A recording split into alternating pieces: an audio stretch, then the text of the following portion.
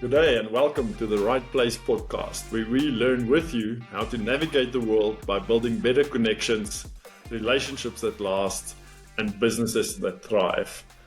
I'm Rudolf, as you all know by now, and with me today I'm joined by Reynard. Good morning, Rudolf, and thank you for having me here today. Yeah, thanks, Reynard. It's great to have you with us. We've met online. We met on LinkedIn, I think, and we've been discussing a few things over the past while. And I think at the beginning of this year, we actually met face to face for the first time. So it's very nice to have this chat to you as well, to get to know you a little bit better again, but also to introduce you to the people that we work with and that we speak to. And it's so nice that you actually offered some of your time, even though we're not as familiar as we probably could be, that you're willing to do this.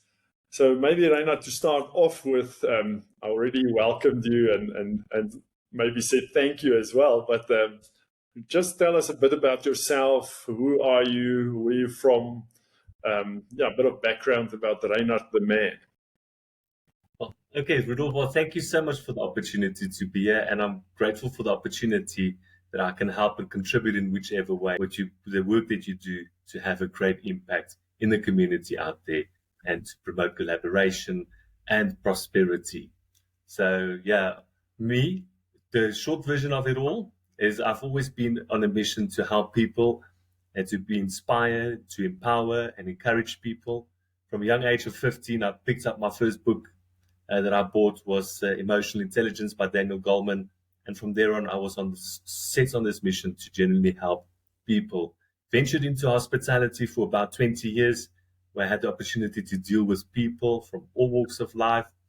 And finally, heeded the call to pursue what I wanted to do, and that is to help people by serving them a great cup of coffee or a delicious meal, but really to coach them, empower them with knowledge so they can live happier, healthier lives that's fulfilling and meaningful to them.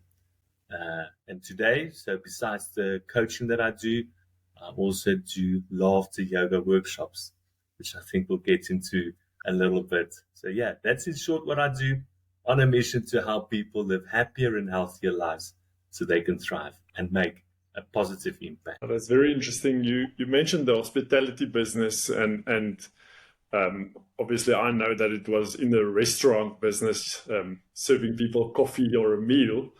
How do you see that as a serving type of business, but also a product business? It's a two-pronged approach in that you work with people, both your staff and clients, but you also serve a product, which is the food or the drinks or so on.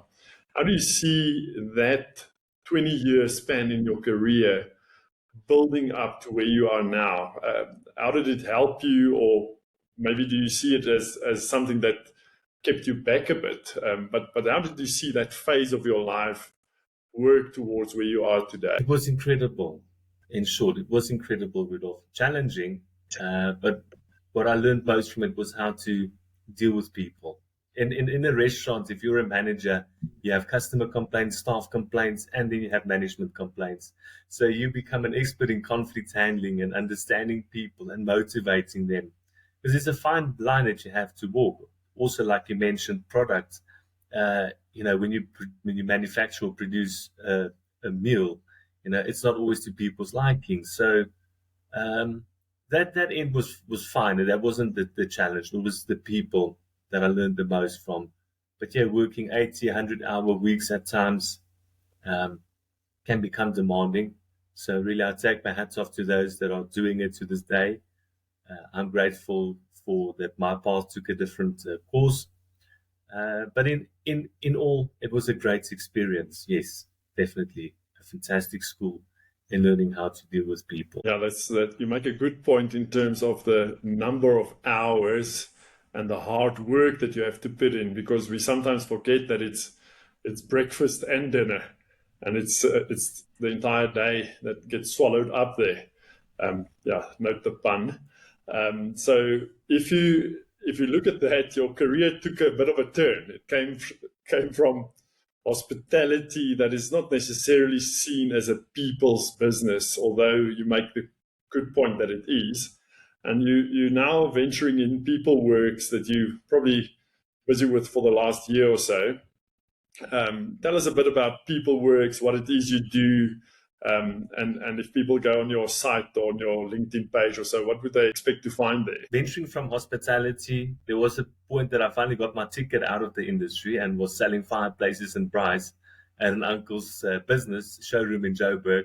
But it was very soon into that I realized this ain't going to be my forever career, and I quickly went back into looking what are the opportunities, and then I started investigating coaching, and did the course on coaching, and then came March 2020 when we all went into this international working holiday from home due to COVID. I kind of had to pivot and find ways to find clients, and I ventured into LinkedIn marketing. Got stuck there for a bit, managing clients' profiles, which was fantastic. I gained great insights from it, but still I had this nagging thing like I want to help people more than just managing their profiles and generating leads.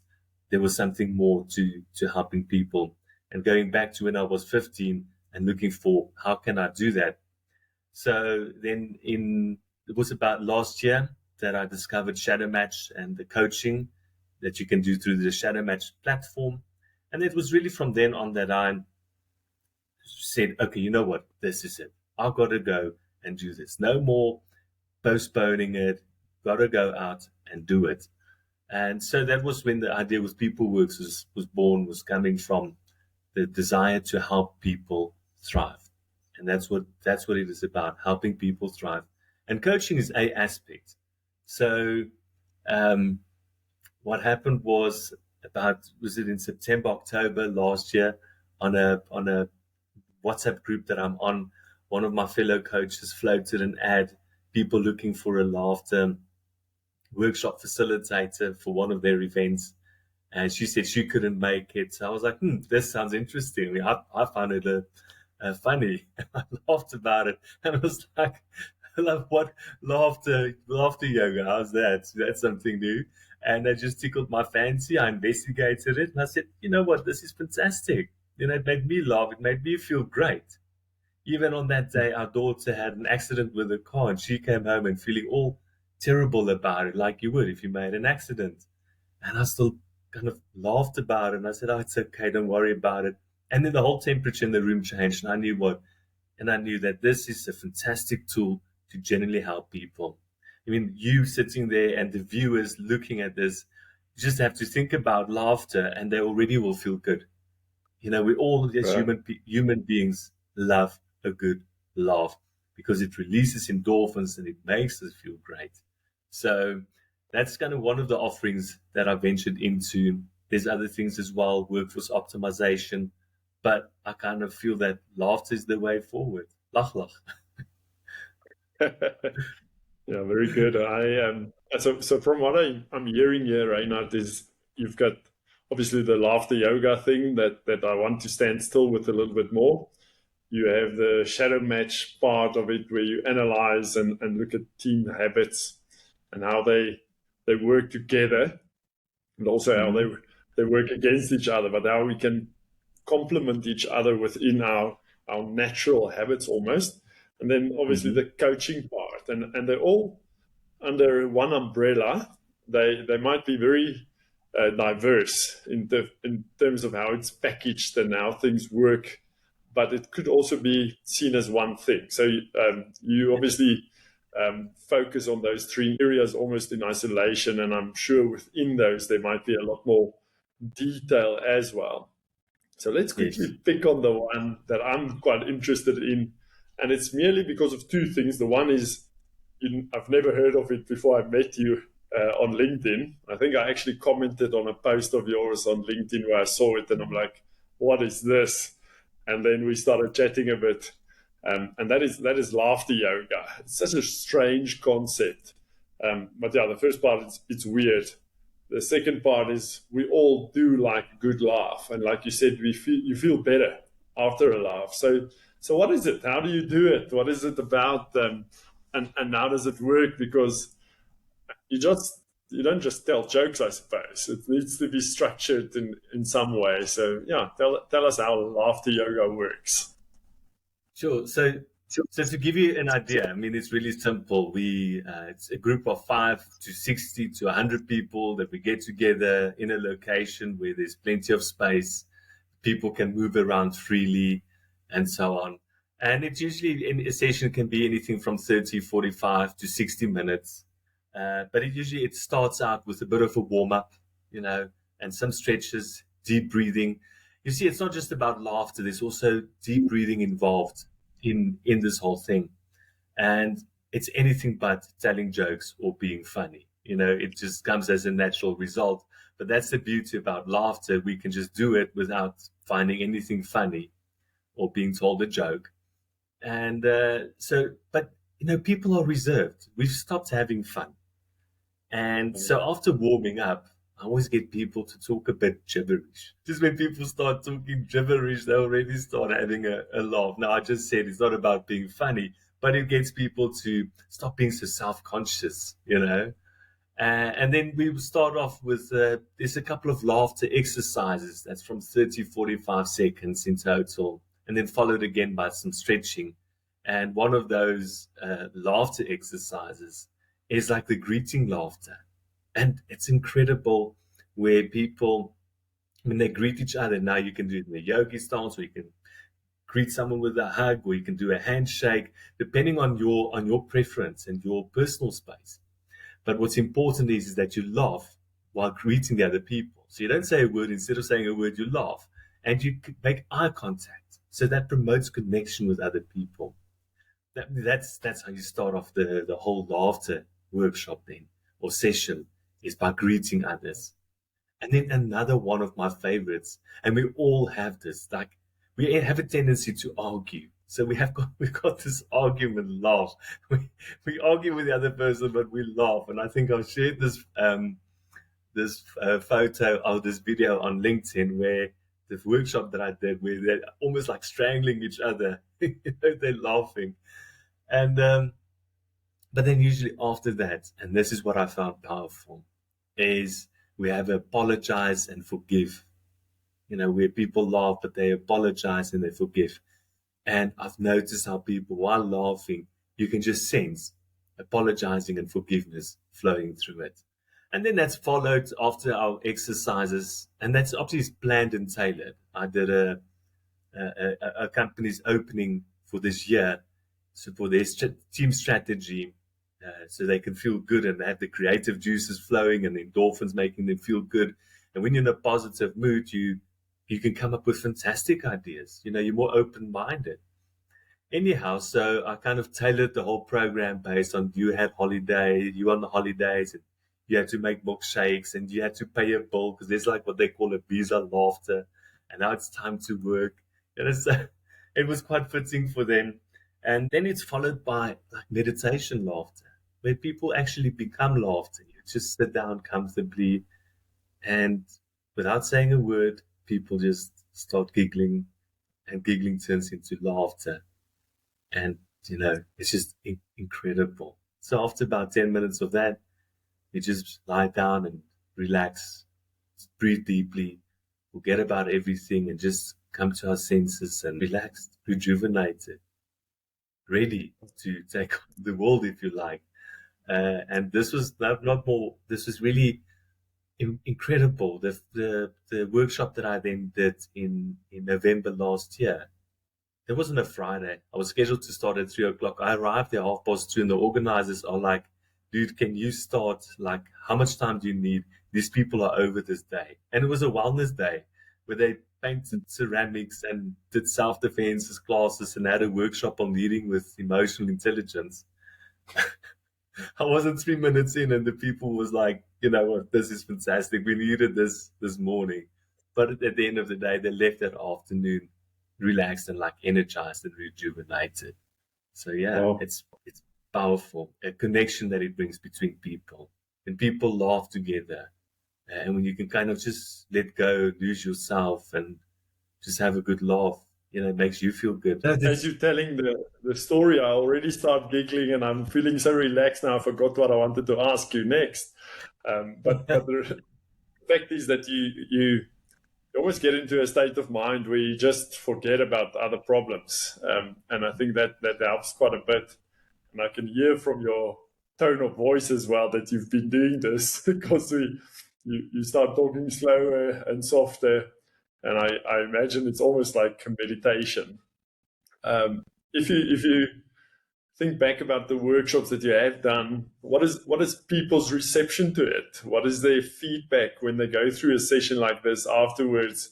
Obviously energized and relaxed, I would suppose. But what is the general feedback that you get? Ooh, thank you. There's like thank yous going all around. First of all, but then it's like afterwards, and this is what's incredible. What what I share in the workshop, people can take home with them.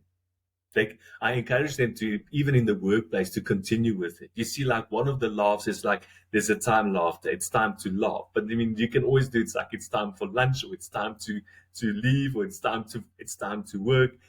So people can in the workplace take some of this, and we encourage it. Even after a session like this, take twice a week, 15 minutes, where a team can huddle quickly together and let's have a laugh.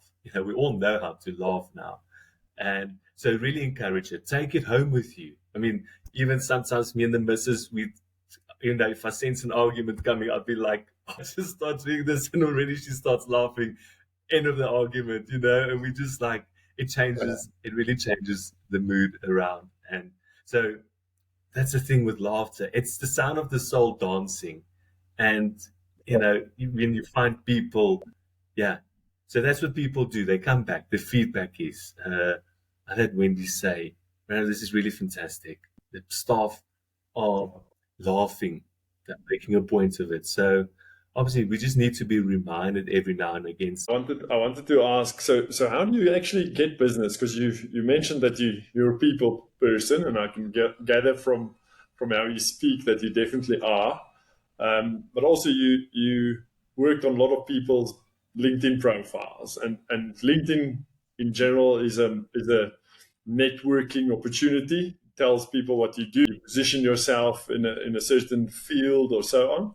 And you obviously did it for other people as well, so you're quite good at that. But how do you see networking? Why do you do it? Why do you take part of it? And what's the value that you get out of networking per se, apart from just meeting new clients potentially? But what's that? Why do you do it? Why are you involved in networking? Sure. Rudolf, now, this is interesting.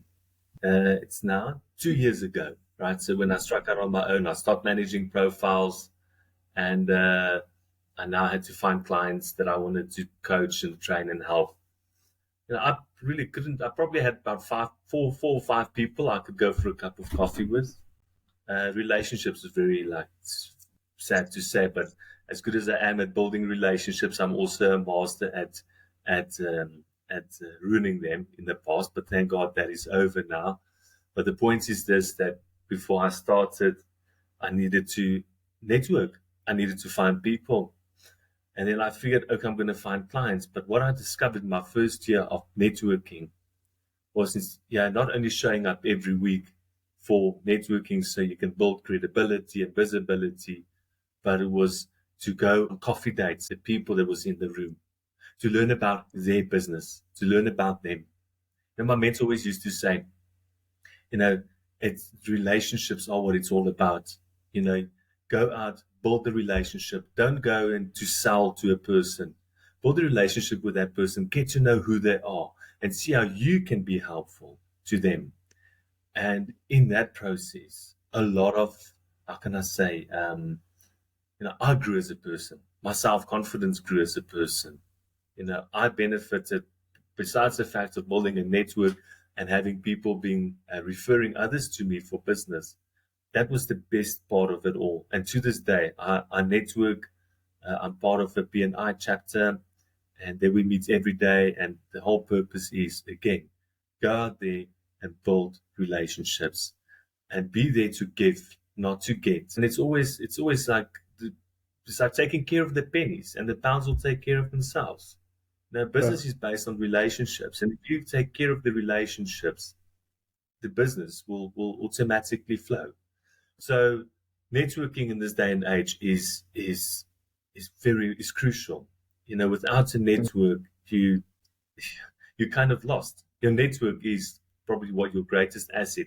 Anything else can go missing. You can close a business, you can lose all your money, but if you still have your network, you have people that you can reach out to and say, look, I need help with this, or I'm venturing into that, and they can always introduce you. So, it's about the relationships. So do you see a difference between networking and relationship building, or do you see it as one concept? I see it as one. I see it as one and the same thing. Networking is built on relationships. Again, if you don't have relationships, you won't have a network. And if you are not relationship focused, relationship minded, then the network won't serve you well. You will know all these people, but if you have no relationship with them, it's meaningless. It's just a number on your phone. And relationships are built on trust, mutual trust and respect and understanding. So, so it's the relationships first, and then the network grows because of the relationship. No, I support that. I think you can't just go to a networking event and expect people to do something for you. So it's building that relationship through trust. And secondly, I would say consistency as well. You can't just do something for someone once. It needs to be consistent. You need to build on that, and that's how you manage the relationship. People to start believing you, start trusting you, and that you get something out of it at the end. And I don't say that you build a relationship purely to gain something. You need to give as much as you can of your time, of your advice, and at some stage, if you need something, you would not be shy to ask purely because you know that you have some credits in the bank, but also that you have that mutual respect and trust relationship that you are able to ask, and people will jump to help you in whatever that is. I see networking in the same way. I want to ask also in terms of physical relationships.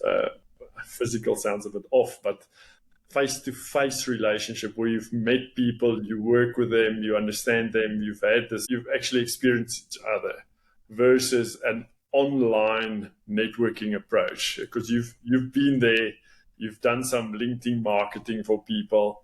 Do you see a different approach between the two, or do you actually see it as more or less an extension of each other? Sure, that's an excellent question. So I'm going to go back quickly to my time experience that I had when I was managing clients' LinkedIn profiles. Now, I was working with this agency in Cape Town who gave me contracts, and I was working for them about 2 years. We were working together and always saw each other virtually, never met in person until finally we met in person.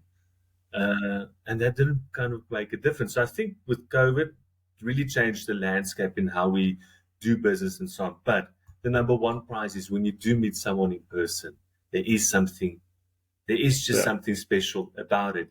You have there's a fourth dimension or third dimension. Right now we just have 2D, but there's a third and a fourth dimension. And without going into the science, but there's the microbiomes that we can pick up. We sense other people in a completely different way than what we do when we on a virtual platform. So, look, at the end of the day, LinkedIn is also a networking platform, and it happens in a very different way. If the focus still remains on building the relationship, on adding value. See, quickly on adding value, I'm being reminded of Stephen Covey's in 7 Habits of Highly Effective People, where he talks about an emotional bank account for relationships. How many deposits are you making? And then there comes a time when you say, okay, can I make a withdrawal? And if you make too many withdrawals, then obviously the relationship is going to suffer as a result. So I think if one observes the principles of relationships, of adding value, overtaking from someone, it can be maintained. But I think we really need that in person is first prize. If we can have that, it makes a big difference. Absolutely. Yeah, I agree with that as well. I think it's good to meet people online to build that rapport and to start understanding each other and to maybe extend it to a Zoom and all the like. But there is definitely that extra bit of spice as soon as you meet each other face to face. You understand the person, and there's a bit of a difference in the way that you approach that person in future as well. It's always rather interesting if you have to tell your grandmother that you've met someone, but you only met this person online. The concept gets a bit lost in translation there. And I think it's because they're not as much online as we are, but also that there's something when you make eye contact with someone face to face that you actually can see, I can trust this person or not, and it's above my understanding sometimes, but it is definitely something deeper. So without going into too much of Yep. philosophy and science here, on the 14th of March, you are the speaker at the Irene Business Network. And on the day, we spoke about it a bit. And I said, listen, I so enjoy this aspect of laughter yoga that I think it's something completely unique that I don't think a lot of people have gone through in the past. So we spoke about it and said, listen, come and talk to the crowd that attends that evening session a bit about laughter yoga. So what is it that you're going to bring on the day to talk? We normally have about 30 minutes to chat to the people. What is it that we're going to do that evening that you feel is unique and that you can bring to the business people of Irene? I think what people can look forward to is having a good laugh. So, that's definitely will be a departure point. So definitely, I'll share some ways that you can how to laugh and share some exercises that people can take home with them and to the workplace. Most definitely. So there will be some laughter. Yeah. Also, for those fact fanatics, I will be sharing some of the benefits of laughter, because you do have those that like, can I see the data? Where's the data? Show me the facts here. So I'll have for those. I'll make sure that I cater for them. But in all, I mean, yeah, that's it. I'll delve into the benefits of it and obviously give an idea of how they can take it in the workplace and what they can do. I'll share the resources. I mean, people don't always have to call me up to come and facilitate a session. That's the beauty of it. It is, we as human beings know what it is to laugh. We just need to be doing more of it. So people will leave empowered with skills and knowledge and resources that can help them bring laughter in their homes, in their workplaces, and their communities. And like I said, for those fact fanatics, I'll have some facts lined up. And that's it. That's the sweet and short of it. Yeah, I'm looking forward to it. I do like a good laugh, and I do like to crack a joke now and then, but it's going to be something unique, I'm sure. I want to quickly move on to your own networking environment again. And from BNI, Business Network International's perspective, you joined it to build a bit of a brand, but also your network after you started your own business. Why did you opt for that? And what is the value that you're getting out of that specific networking environment? Well, okay, so we can kind of say BNI was probably, was founded 39 years ago. They have a membership of over 300,000 members that they have, international. They've kind of walked, they're kind of the pioneers in the networking industry. And if you follow Dr. Ivan Meisner, who's the founder and chief visionary officer of BNI, he founded on the principle of givers gain. And for you to become, if you want to become a member, first of all, and one of the first core value is, you're here to give, and then you will automatically gain. But looking at what you can give. So what we have is people that are vetted. So there's a membership committee who reviews the members that wants to join. They check up on them. So kind of it's individuals that's kind of proven themselves, and it's not just any random Tom, Dick, and Harry that shows up. People that share the values, the core values, kind of stay on in this business. It gives you access to members internationally if you do business internationally. But I've had meetings with people in Cape Town, Canada, the UK. I can even go to the States if I want to. But it enables you to meet people who share the same concept as you. Let's meet, see how we can support each other and promote each other's businesses, and even potentially cooperate, or what they call competition. How can we collaborate? So so that's kind of what got me involved with BNI, and still, like, there's the education part that's with it. And there's accountability. So we are being held accountable when we say we've given a referral. There's some referral reality checks that takes place to see if it is true that what we are giving quality referrals.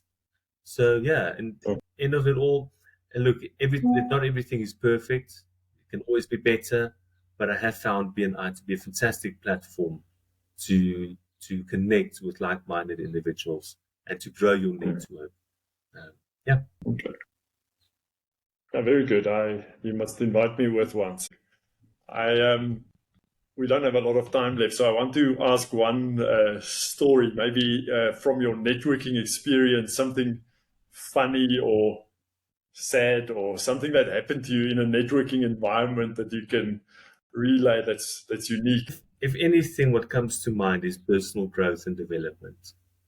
When I was in the early days, when I started was with Friday Club, and then there was another lady also there. We kind of both started at the same time, and confidence was low. She's an advocate. And you think advocates are like, they've got it all figured and so on. But when she started, it was also for her. She was down to the ground. Self-esteem was low, self-confidence. But then just showing up every week for the meetings, connecting with other people, standing up and giving your 30 seconds, your weekly presentations, and then eventually giving a 10-minute presentation on your business. That kind of, there's growth involved with it. Like I mentioned earlier, when you start connecting with others and you take the focus of you and you start focusing on others and you build those relationships. Now, when we connect with people, we lift up others. We lift up ourselves in the process. And I think if anything from networking, that's what comes up. Funny bits, this here and there, funny thing, but the remarkable thing about networking is the personal growth that you get from it, the relationships that you foster, and eventually you don't just plant a seed today and tomorrow you have the mealie standing all over there and ready for harvesting.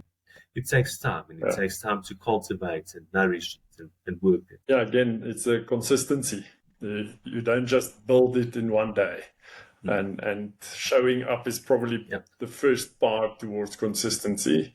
And then secondly is to do what you said you're going to do, so that you can gain that trust of the other person. So I want to thank you for your time. I thank you for always being available to have a quick chat and to share what you know as well.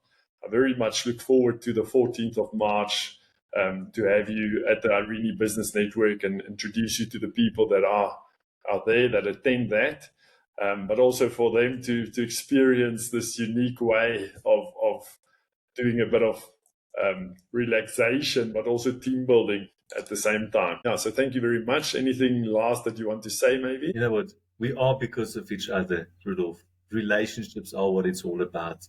And now more than ever, I treasure that. I make an effort, to have a good time meeting people and just see where I can be of service. See, that's my kind of thing. I'm looking for opportunities to be generous and people to serve and help them solve their problems with common sense solutions. And that's the beauty about networking.